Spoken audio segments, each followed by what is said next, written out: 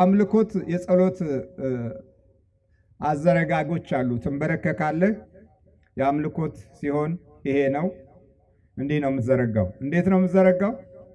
እንደዚህ ነው፣ ወደ እግዚአብሔር ማለት ነው። ይሄ የአምልኮት ነው። ካህኑ አሃዱ አብ ቅዱስ፣ አሃዱ ወልድ ቅዱስ፣ አሃዱ ውእቱ መንፈስ ቅዱስ ብሎ እዛ የእግዚአብሔርን አንድነትንና ሶስትነትን በሚናገርበት ጊዜ እንዲህ ነው አሊያም እንደዚህ ነው። ይሄ ለአንተ እንገዛለን ነው። ሁለተኛ ሌላ ገዢ የለንም አንተ ነህ ማለት ነው። ይሄኛው ደግሞ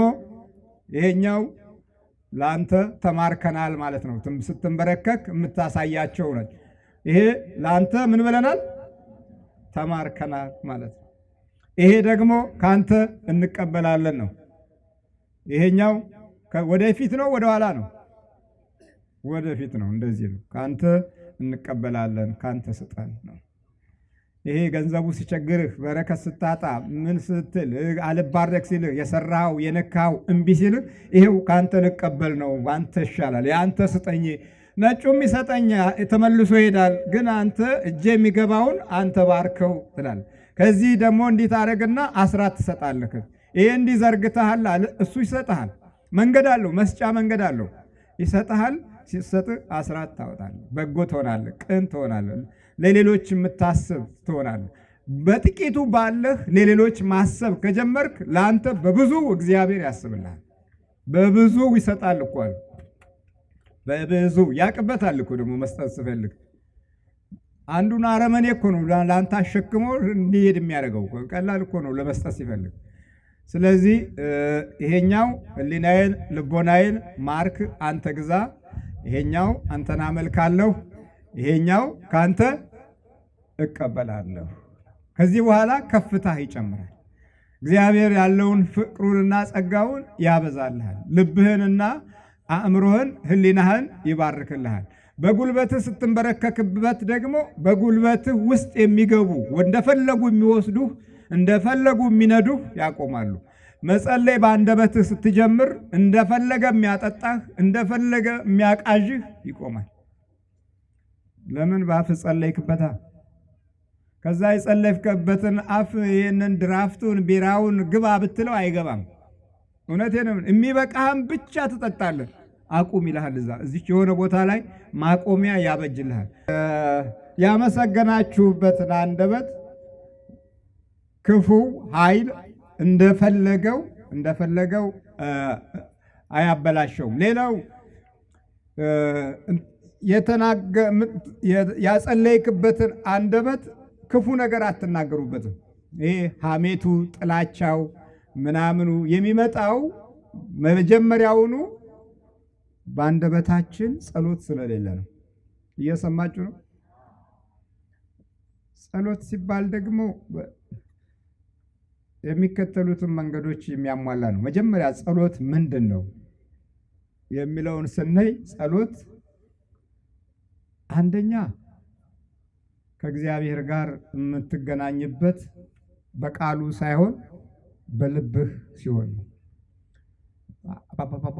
አባታችን በሰማይ የምትኖር ስምህ ይቀደስ፣ መንግስትህ ትምጣ፣ ፈቃድህ በሰማይ እንደሆነች እንዲሁም በምድር ትሁን። ይሄ ጸሎት አይደለም። ይሄ ቃል ነው። ዝም ብለህ እያወራህ ነው። ዜና እየተናገርክ ነው። ይሄ አይደለም። አሁን የዜናው ጸሎት ነው ያስቸገረን እኮ። ሰላም አላመጣ ያለው፣ ጽድቅን አላመጣ ያለው፣ ፍቅርን አላመጣ ያለው የዜና ጸሎት እየሆነብን ነው። የድምፅ ጸሎት ብቻ እየሆነ ነው። ከውስጥ አይደለም የሚወጣው። እዚህ ምላስ ላይ ብቻ እንደዚህ እንደ ሲም ካርዱ እንደ ሞባይሉ መልስ የሚሰጠው ሞባይል አለ። ብሯን ላጥ ታደርግና የቀረህ ትንሽ ነው ትልሃለች። በቃ አንዴ ተሞልታለች። አንድ ጊዜ ስለተሞላች እንደዛ ነው። ስትቀበልህም ታንኪው ትልሃለች። መጨረሻ ላይ ግን ፈቃድ አትሰጥህም። ምስጋናዋ ከበላች በኋላ ነው። ሌባ ናት እኮ። እውነቴን ነው የምላችሁ። እና እንዲህ አይነት ነው። እንደዛ መሆን የለበትም። የኛ እንደዚህ አንድ ጊዜ እንደተሞላ ሞባይል መሆን የለበትም። ከውስጣችን ነው መውጣት ያለበት። ከውስጥ በሚወጣበት ጊዜ ተንኮልም በራሱ ትንቁታላችሁ። ቆሻሻ ነው ትላላችሁ። ግፍን ትነቁታላችሁ። መጥፎ ጠባይን ትንቁታላችሁ። ርግማንን ትንቁታላችሁ። ሐሜትን ትነቁታላችሁ፣ ትችትን ትንቁታላችሁ።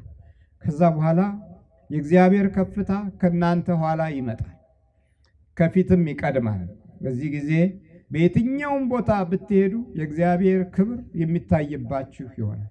አሕዛቡ ራሱ ከናንተ ይማራል እንጂ እናንተ ከአሕዛብ አትማሩ። አሁን ከአሕዛብ እየተማርን ጉዳችን ፈላ። እነሱ ሲጨነቁ እንጨነቃለን፣ ሲያብዱ እናብዳለን፣ ሲጮሁ እንጮሃለን፣ ሲናደዱ እናደዳለን፣ ሲበሳጩ እንበሳጫለን። መንፈሳቸውን ወረስ ነው። መንፈሳቸው ከሕይወታችን ጋር ተስማማ፣ መታወክ የበዛብን ሆነ። ስለዚህ እንዲህ እንዳይሆን ጸሎት መጀመሪያ ከልቦና ውስጥ አብሮ መውጣት አለበት። ስትጸልየው አብሮት ይወጣል። ቀጥሎ ከአእምሮ ጋር ትስማማለህ። ቀጥሎ ከህሊና ጋር ትስማማለህ። እነዚህ ሶስቱ መስመሮች አንድ በሚሆኑበት ጊዜ እግዚአብሔር ካንተ እልፍኝ ውስጥ ሳይሆን ካንተ ልብ ውስጥ ነው ያለው። ከናንተ ጓዳ ውስጥ ሳይሆን ከናንተ ህሊና ውስጥ ይሆናል፣ በመንፈስ ቅዱስ ማለት ነው። ከዚህ በኋላ ወሬኞች ሲመጡ ወሬ አልወድም ትላለህ። ሐሜት አልወድም፣ ነገር አልወድም፣ አልፈልግም። ሌላ እንጫወት፣ ስለ መንፈሳዊ ጸጋ እንጫወት፣ ስለ እግዚአብሔር ክብር እንጫወት ብለህ ቋንቋ ታስለውጣላችሁ። አለበለዚያ ግን ይሄ በእንትን የቃልና የድምፅ ብቻ በሚሆንበት ጊዜ መናፍስቱ ራሱ ህይወትን አብሮት ይለምደዋል። ልብህን ይለምደዋል፣ አእምሮህን ይለምደዋል፣ ጠባይን ይለምደዋል፣ እንቅስቃሴህን ይለምደዋል። ከዛ በኋላ ወደፊት ስትሄድ እሱ የሆነ ገመድ አበጅቶ ወደ ኋላ ይጎትታል። ወደፊት ስትሮጡ እሱ የሆነ መሰናክል አበጅቶ እንድትደክሙ ያደርጋችኋል፣ እንድትዝሉ ያደርጋችኋል። ለበረከት የምትዘጋጁበትን መንፈስ ከህይወታችሁ ያርቃል። እግዚአብሔር ማስተዋሉን ይስጠን። በመውጣት